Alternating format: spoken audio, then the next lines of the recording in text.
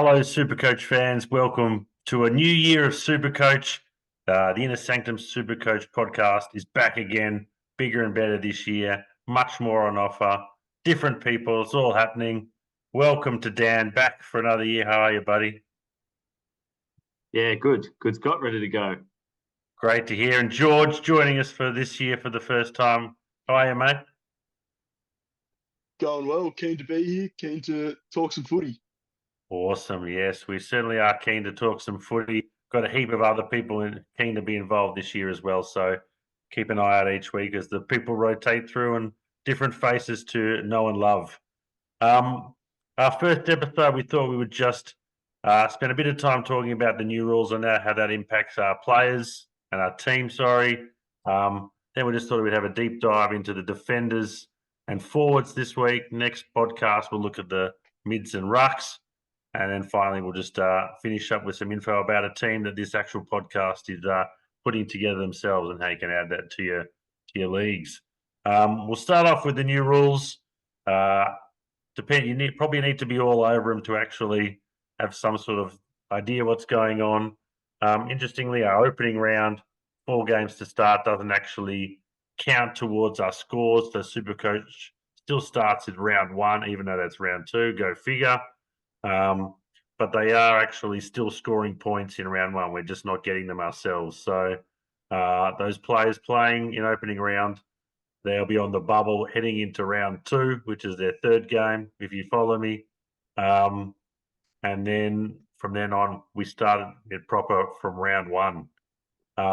There's buys early on, round 2, 3, 5, and 6 for those sides opening rounds. So that's best 18 scoring. We're back up to 40 trades. That's still 2 around, and then the boosts as always. So that's a quick snapshot of what we've got to expect this year. Just throwing a cat amongst the pigeons. George, any advice for people when they're making their side with this new opening round?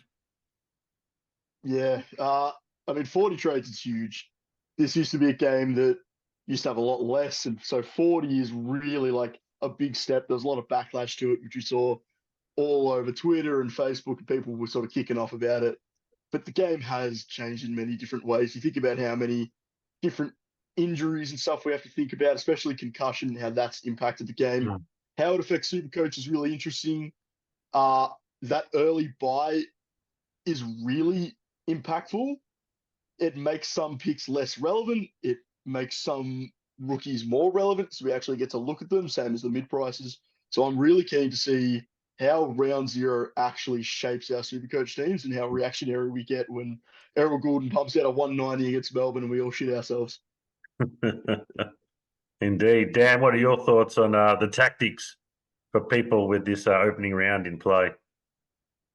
Yeah, look, couldn't agree more. Like, it gives you a free look at what you're going to get if you've got some of those players in your team. I think that, like we were sort of saying, it's just about looking at those buy rounds. I mean, yes, best 18 scoring, but at that stage of the, early on in the season, you probably don't have too many primos. So if you're losing a primo for a week out of your best 18 in that they've been hit with a buy, that's going to be a pretty big hit. I'm just looking at, Nick Dacos sitting there in defence. We're going to chat about him a little bit later. Would be one that you look at as being clearly the best defender last year. You bring him in. He's got a buy in, what is it, round 5. Round 2, round 3, 5. Round 5. There you go, round Yep. 5, and then again in round 15, something like that. So yeah, it's worth thinking about. Yeah, I just think there's going to be so many people that are going to be so reactionary. Like you said, some random mid-pricer will churn out a 120 and everyone will have him. And so I reckon my advice would be just to avoid, just to be different. And that particularly those, I think Brisbane and Carlton are the buy in round 2. And so you're looking at your first league game, depending on where your league set, and you lose Patrick Cripps if you've got him or someone like that. You're right, you've got less primos to begin with. Do you just wait until some of those primos have had their buy and then worry about them? It's going to be a interesting take on it. Any other thoughts with the new rules, boys? I think you've just about summed it up. I'm, sort of scared to see what may come about them, but excited for how it all works out. The one thing that I might suggest to anyone sort of watching, even though if someone goes crazy with a big score, roll is key. If you see some like small forward kick 5 goals and all of a sudden he scored 120 and you're like, oh my God, this guy, we've got to get him in, but he's just sort of wasting away in that forward pocket, he's still not strictly a good pick. Whereas if you're looking at guys who are maybe getting bulk mid-time that we weren't really expecting, you go, okay, that's maybe someone to really consider. Yeah. Yeah, I concur. Just go by a bit more history rather than one game, because there's always those players, like we said.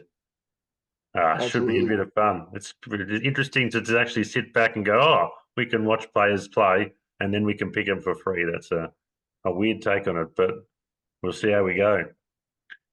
Beautiful. So that's a sum up of the rules. We thought we'd jump in and look at the defenders first. I'll throw over to Dan. He's leading our defender discussion. Over to you, mate. Awesome. So we just thought that we'd have a little bit of a look at some Primos, some mid-prices, some rookies, and then a few left field options, and just give you a bit of information to go by about why we think that some of these players might be a good pick, or why we think their pod status could be a really interesting one in the early season.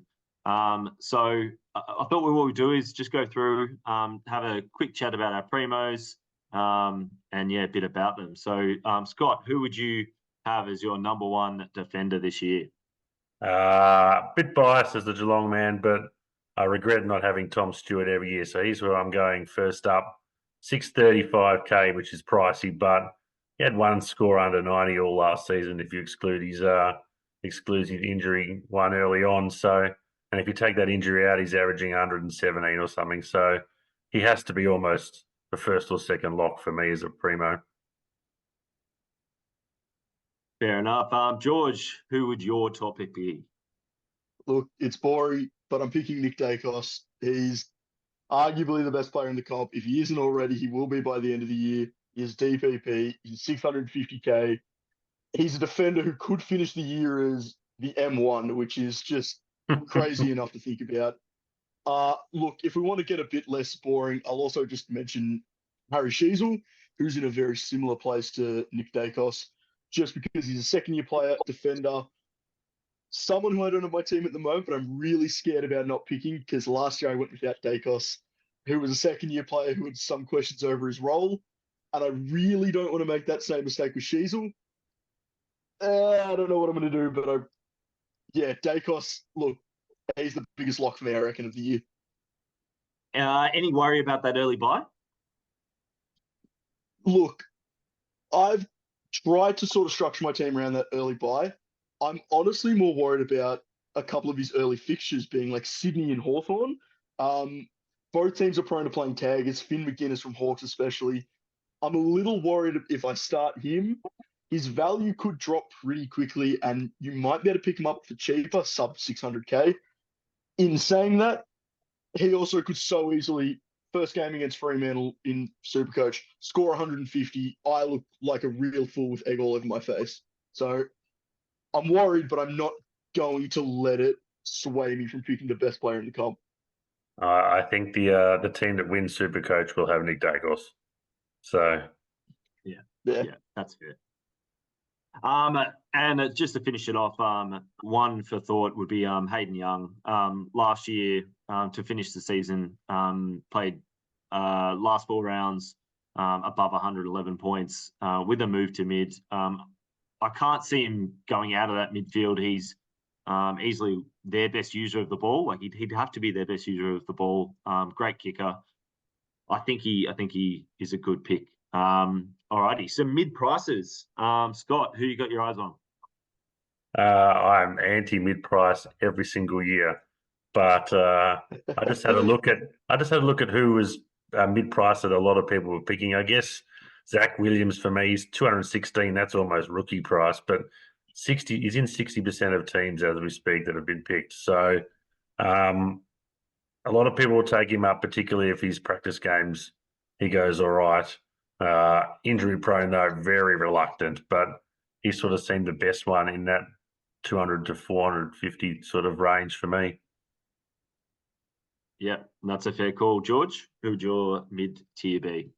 Yeah. The one player I've had my eye on is Gold Coast Connor Buderick, seemingly getting that Jaden Short role, which Damien Hardwick used best with the man himself. Look, I'll be completely frank. I'm not in love with the mid prices in the defensive line this year. Zach Williams is so clear of everyone else at his price. But yeah, look, Connor Buderick is probably going to be one of the best options. I've also had my eye on Liam Baker. I might chat more about him in the forward. So just because I think if you're going to pick him, he's probably going to be there given the lack of forward options. But we'll touch on that shortly. Yeah, I think that's fair enough. Just to finish off, I reckon Kitty Coleman, his prelim final and grand final were absolutely amazing. Obviously, there are always questions over a player where obviously he hasn't had that time in the role yet, but you get that free hit by looking at what he does round one and where he's playing round one. So, again, it might be one that you want to consider. Sorry, not round one. Keep saying round one. Round zero. You'd be able to look round zero. Just quickly, some rookies to think about, Scott. Yeah, just quickly back on Kitty Coleman. He's going to have his 2 games and then have his bye round 2. So you get 2 looks, and then by the time that bye happens in round 2, then you just go, all right, have one of my Premos fallen over, or do I definitely need to get him in? So I won't be starting him. Also, there was Elliot Yeo, I reckon, worth a mention, or as I think Elliot, no. I think anyone that's been injured a lot, no thanks for me. But I'll cop it on the chin if he dominates. Sorry, rookie. There's quite a few. Nick Caulfield sort of stood out, only based because I've got a couple of Bulldogs mates who are pretty keen on him, looking for a fresh start over from the Saints. I think he's a pretty popular rookie at the moment. I think he'll be in a lot of sides, particularly if he's picked in round 1, only 124K. So that's one I thought that I would probably start with. Yep, I think that's a fair call. George, what about you? Who's a rookie you got your eye on? For me, one of the most obvious ones is Daniel Curtin, Adelaide's pick. He's getting comparisons to Jordan Dawson.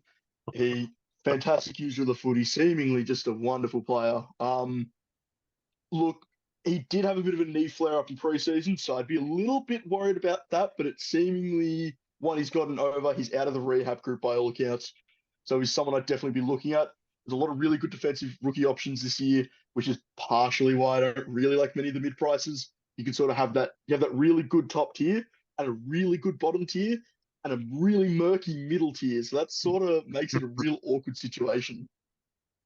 Yeah, no, I think that's a fair call. I always love the comparisons with let's compare them to one of the best players in the game and see how they go. Like makes it so easy. The number of players makes it so easy. Oh, the number of players that Nate Caddy always been compared to Jake Stringer. Like he hasn't even played a game yet. Like I don't know. Wait and see. Wait and see. Alrighty. Just to finish off the rookies, I just looked at Marty Hoare. I feel like this guy. Obviously, he was in the game a couple of years ago, and I think everyone sort of probably had him at that stage as a rookie. He played okay, got dropped, went back to the VFL. Got delisted, went back to the VFL, played a really good season in 2023, and now is back. I can't see this guy not getting a game. Like, why would you delist a guy, bring him back, and then not play him again? It just doesn't make any sense. Hibbert's gone, so there's roles to be had in D's backline. Alrighty, just to finish off, we've got 3 really. Sorry, do you have one, Scott? Oh, I was just going to say my advice to rookies is just wait and see who's playing. So we'll get a free hit on some in opening round, and then if they're named, get them in. I'd rather get them making cash for you quickly. So I reckon the rookies will change 20 times between now and season start. That's for sure. If I could add to that, just some other names that we could be looking at. Josh Gibkiss, Toby Pink, Zach Reed, Tom Cleary. Tom Cleary, not really a rookie, but he's down at that rookie price. Essentially a move to the wing, one to watch in the match sims and everything coming up to round 1. But there are definitely a lot of options to keep an eye on during the next few weeks. And hopefully a lot of them get named round 1, so we've got options. Yeah. And certainly some weird ones out there. Scott, who's a weird one you've got for us? Weird ones. I like it. No Shannon Hearn. I thought Alex Witherden might be one that we could keep an eye out in these practice games. He only averaged 85 last year, but he has the potential with the kick-ins, and Shannon Hearn's not taking any more. He should take them all to get a few more scores over 100. He is 472k, so it's definitely a watch. And well, the ball's going to be in West Coast backline a heap, so that's something. Problem is they probably kick goals, not behind, so there's not many kick-ins. But I'll just keep an eye on him. Not sure, but yeah, like George said, or you said, murky in the middle. It's not great. I reckon mid prices in the defence.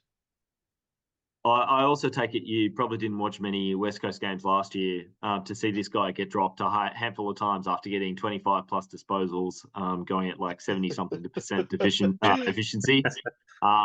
Simo doesn't like him. I don't know what it is about him, but Simo does not like Witherden. So very much is a weird one. He's Premo price, but he does not get Premo status in that one of the worst teams.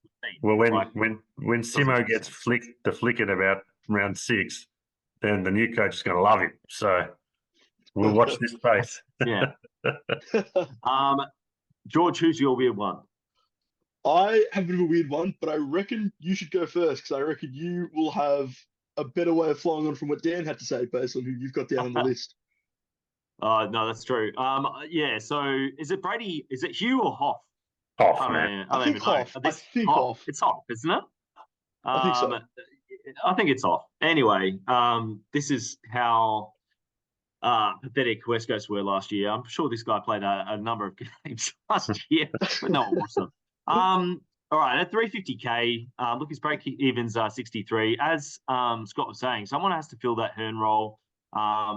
And he did it a bit. Look, round 24, 107, which was well above every other score that he had for the year. And if you kind of look at it, in that game, that was a game that I think Hearn had played the week before. That was the one that we're playing away from home. So I don't know, one to look for. Yeah, you're never sold on bringing in players from a team that you know is going to finish bottom 3. Yeah. George? Yeah. In a similar vein to a name that was thrown up, being Kitty Coleman, I've actually got Darcy Wilmot for mine. Played, I think, every game for Brisbane last year. Might have missed one. I'm not too sure. Averaged, I think it was 0.2 points less Kitty Coleman across the whole SuperCoach season. So someone who's still like really up there for someone who could take over that Daniel Rich role. He averaged 85 in his last 9 games, which is a pretty decent sample size for a rookie. I've just put in my little notes, just the real Kitty Coleman. So I think he's someone who, if you wanted to think out of the box, Darcy Wilmot's someone who could actually take over that Kitty Coleman / Daniel Rich halfback role. Connor McKenna, I wouldn't pick him in Supercoach. He's going to be a guy who's going to vulture some of those kickouts, though, but he's another name worth noting. One more player that I have to note as well, just before we move on, Harry Himmelberg, seemingly back in defence again for a full year, 450k. I'm not going to pick him, probably, but he's got a massive ceiling, 187, I think it was, versus North in 2022. He had some decent games towards the back end last year. He's probably someone who you wouldn't want to start, but he's such a risk of going back forward. But now they have Jesse Hogan, who's fit. I could see it, but not for me. I reckon it's pretty hard to see by the end of the year. Everyone will have Dacos, Tommy Stewart, probably James Sicily, Sinclair, Sheasel. There's 5 of the 6. So save yourself the trouble. Get 3 of them straight away. Maybe Hayden Young, mate. I'm not convinced, but I hope to be proved wrong. Just I'm with you, Dan. I'm fully back in the Hayden Young train. I'm fully with you in my team. Yeah. No, I think he's going to be all right. I think he'll play midfield minutes. He has to play midfield minutes, or at least his whole preseason's been in the midfield by all accounts. He's getting praise from Pavlich and other Fremantle greats. I just like all signs are pointing to yes for him. Touching back on Sicily, just a name quickly mentioned, James Blank just went down with an ACL. I saw a little stat on Twitter earlier saying that Sicily is just not as good at like if for SuperCoach scoring without blank. Just something to consider. He's someone I'm not very hot on, but one to look into, especially see how he does in preseason, see what his matchups are like. He's also going to punch someone in the face at some stage and miss weeks, so you always factor in he's such a risk of playing 22 games for whatever reason. Yeah. Alrighty. And handballing it off, now that we've done defenders, we go into some forwards. Yes. Is that you, George? Is that your job? Yes, I'll take over this role. Look, we'll kick off with some Premos just as we did the defenders. I am very happy that I get to talk about this man first because there is hardly anyone else I want to talk about forward Primos. I am talking about Sam Flanders, 494k. Towards the back end of last year for Gold Coast, he got a lot of mid minutes, averaged 106 in his last 10 games, which would put him clear and away F1 for what we're currently looking at, by far and away above his current break even of 88. Look, there are not a lot of good forward picks this year at the top end. There's a couple that we'll go over, but for me, Sam Flanders is a slam dunk. Even though he's got that early buy, I'm more than happy to take it on. We get that look at him to see if he is still getting those mid-minutes under Dimmer Hardwick. He just came out and said that it's looking like a similar role, but with more mid-time, which is just green flags all around. So Sam Flanders, for me, he's one of my first pick players. I haven't been able to take him out since I put him in. Yeah, I think he's a lock for top 6 forward. Dan, who do you got? Any worry of just like every time he gets the ball, just going Flanders? I don't know. I am more than willing to have a man who has more than deserved the moniker of stupid, sexy Flanders. I'm a big Simpsons man. Makes the pick even easier. No, I like it. Look, my one. Again, look, I'm in the same boat. I look at the forward list and I don't really trust those Primos. Scott, you're going to touch on the guy that I do not trust in the slightest in a moment. But Dustin Martin is my one I've got a bit of a look at. Look, every single year they go, he's back. Well, sorry, I say every single year. It's only been like 3 years. But in the last 3 years, they keep saying he's back. Well, he hasn't been back. Last year, look, he was okay in a few games, but he didn't set the world alight. I think with the retirement of Cochin, you look at their midfield. I think he has to go in for major minutes if they're going to be doing anything. Yeah, look, he could be back. Who knows?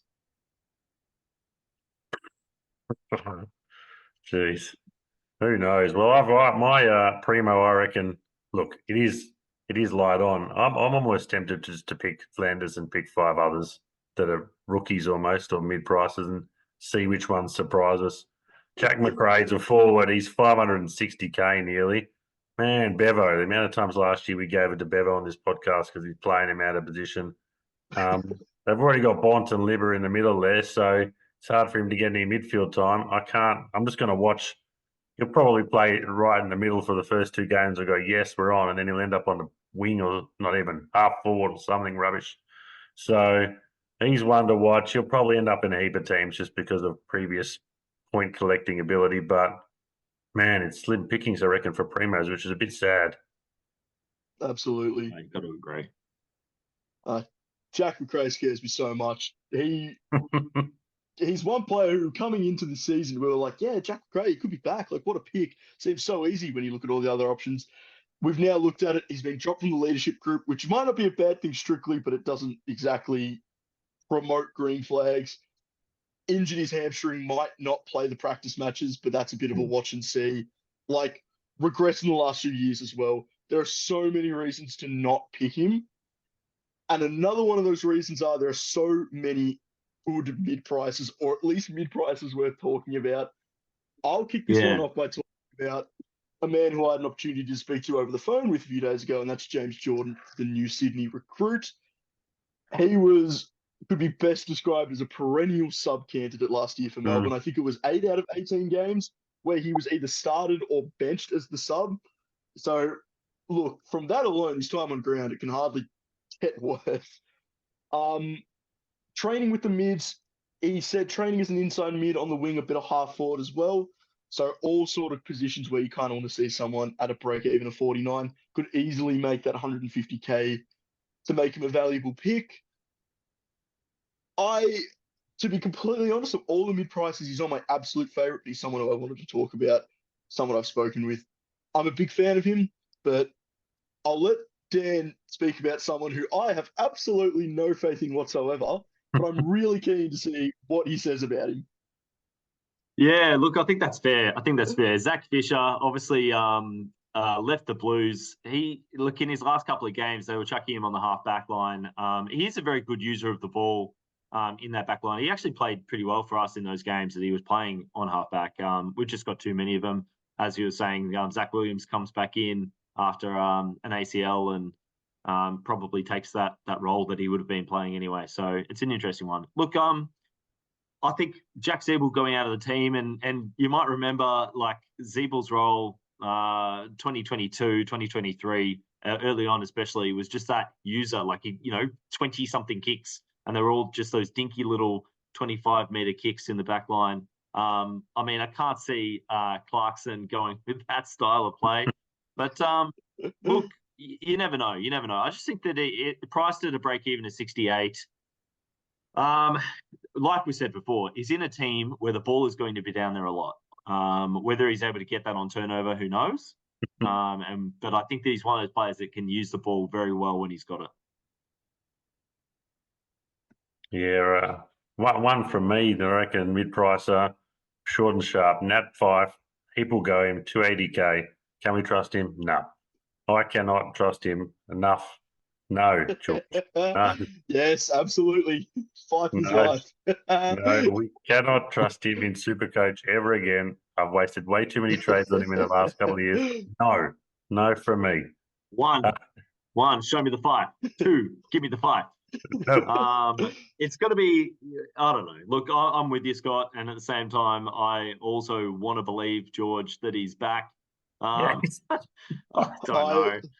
Look, I'm not going to sit here and tell you that I don't understand why I wouldn't pick him. There are two reasons why I'm currently pro 5. First is, with 40 trades, it feels a lot less risky.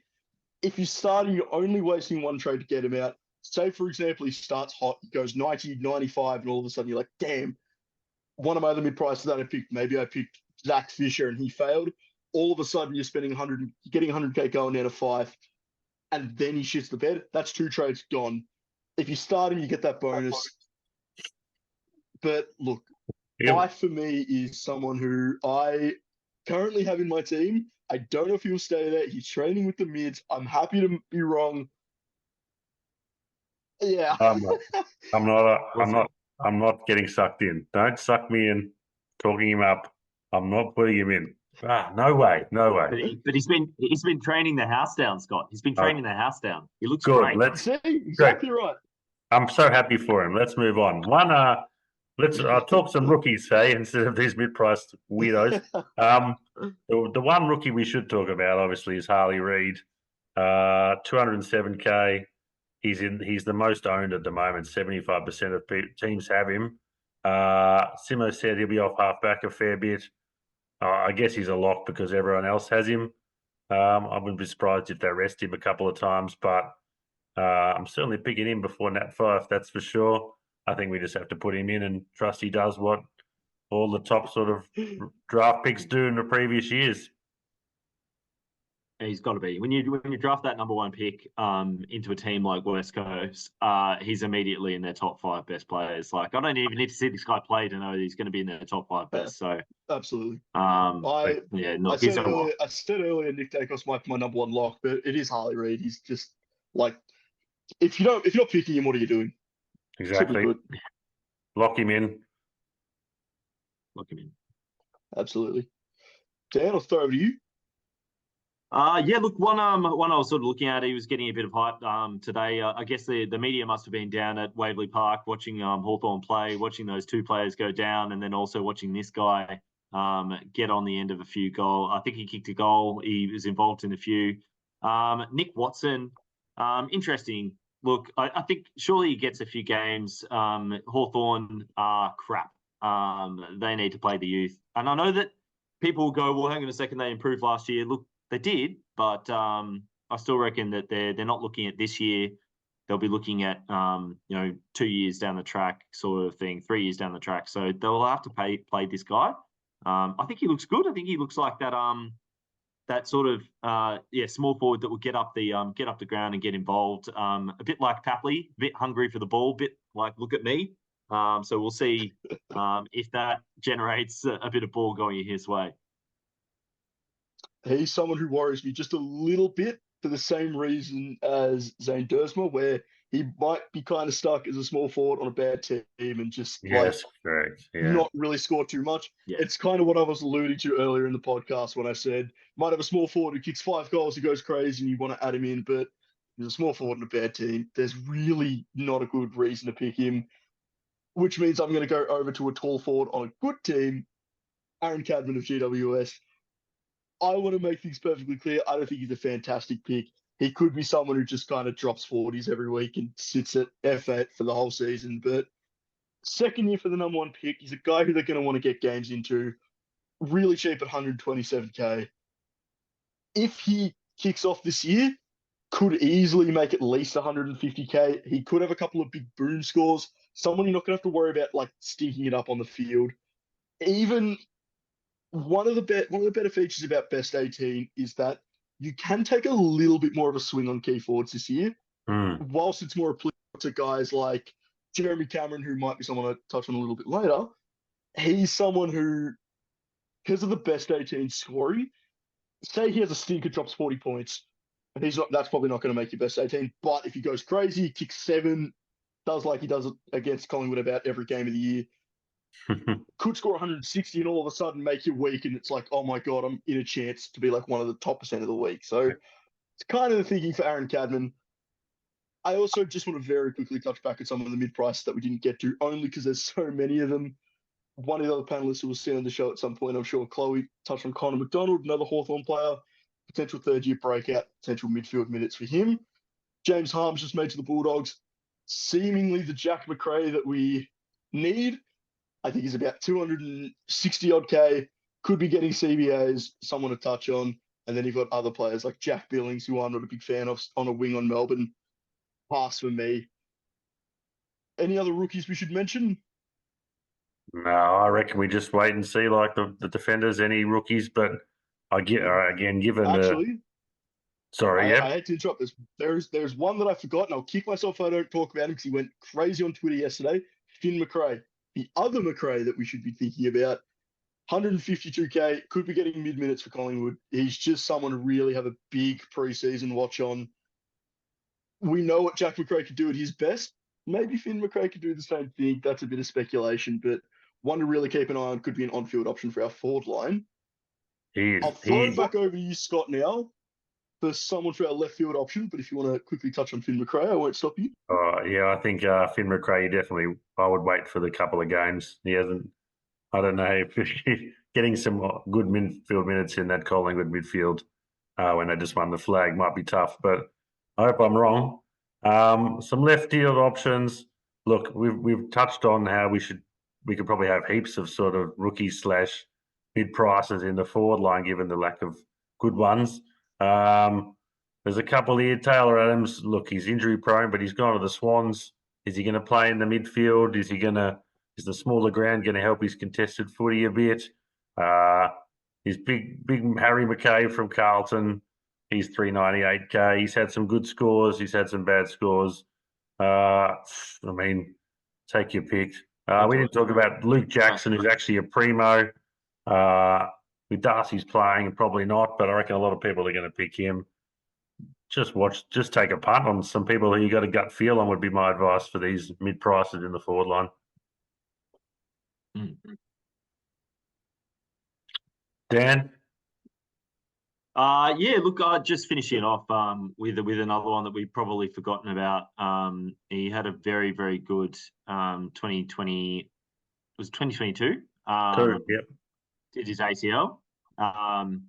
And look, when he was up and running, he was scoring, between 95 and 100 and something. I think he had a couple of games where he'd done that and looked really, really good. And and that was as a sort of backup ruck to Rowan Marshall.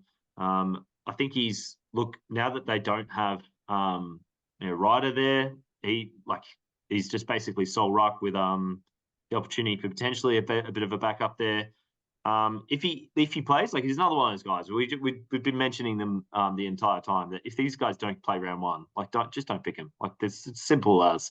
We're chatting about him now. We haven't even seen any of preseason games yet, so wait and watch and wait. I don't reckon you even said his name. Did I? Oh, No, well, you're gonna I'm have still to waiting. try and figure Who is out it? with the thing. It's a bit of a guess who it Yeah, is. I'm guessing. Jack Hayes. Jack Hayes is the guy I was talking about.